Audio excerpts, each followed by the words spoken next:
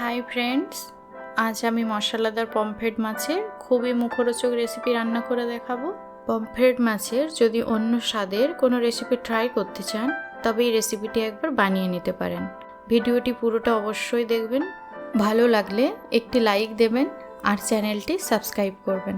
চলুন দেখে নিই প্রস্তুত প্রণালী। এখানে দুটি পমফ্রেট মাছ নিয়েছি, ভালো করে ধুয়ে পরিষ্কার করে নিয়েছি। পমফ্রেট মাছের মাঝে ছুরি দিয়ে এইভাবে কেটে রেখেছি যাতে করে লবণ মশলা ভালোভাবে ঢুকতে পারে। এরপর একটি মশলা পেস্ট বানিয়ে নেব। প্রথমে দিয়ে দিচ্ছি হলুদ গুঁড়ো 1/4 টিস্পুন, লঙ্কা গুঁড়ো 1 টিস্পুন, হাফ টিস্পুন জিরে গুঁড়ো, গরম মশলার গুঁড়ো হাফ টিস্পুন, লবণ 1 টিস্পুন, আদা রসুন কাঁচা লঙ্কা পেস্ট 2 টিস্পুন, এসে অ্যাড করছি লেবুর রস 1 টিস্পুন। এবারে সব কিছু ভালো করে মিশিয়ে মশলার পেস্ট করে নিচ্ছি। পেস্টে আর আলাদা করে জল দেওয়ার কোনো দরকার নেই।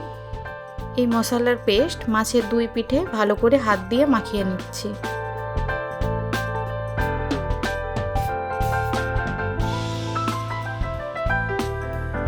এরপর 15 থেকে 20 মিনিট ম্যারিনেট করে রেখে দেব।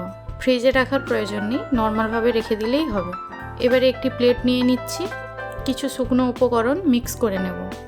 প্রথমেই দিচ্ছি 4 টিস্পুন বেসন,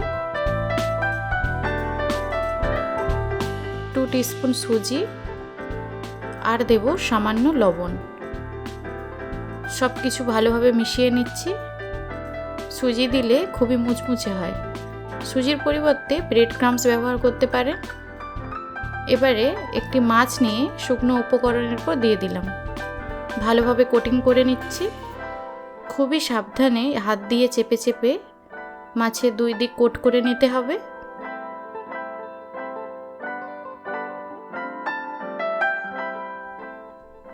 এবারে হাত দিয়ে সামান্য একটু ঝেড়ে নেব যাতে এক্সট্রা বেসনগুলো ঝরে যায়। অন্য প্লেটে রেখে দেব। এইভাবে সেকেন্ড মাছটিকেও কোট করে নিয়েছি।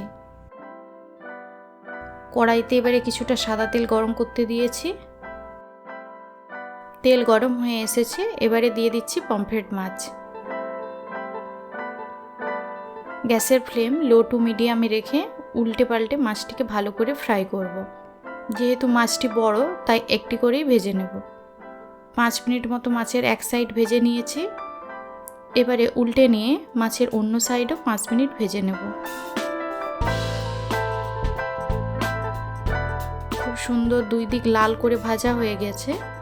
এবারে তেল থেকে তুলে নিচ্ছি। একই রকমভাবে সেকেন্ড মাছটিকেও ভেজে নেব। গরম গরম মশলা পমফ্রেট ফ্রাই টমেটো পেঁয়াজ লেবুর সাথে সার্ভ করে নিয়েছি। আপনারা চাইলে উপর থেকে চাট মশলা ছড়িয়ে খেতে পারেন। বাড়িতে একবার রেসিপিটি ট্রাই করবেন এবং কমেন্ট করে জানাবেন কেমন লাগলো। পুরো রেসিপিটি দেখার জন্য ধন্যবাদ।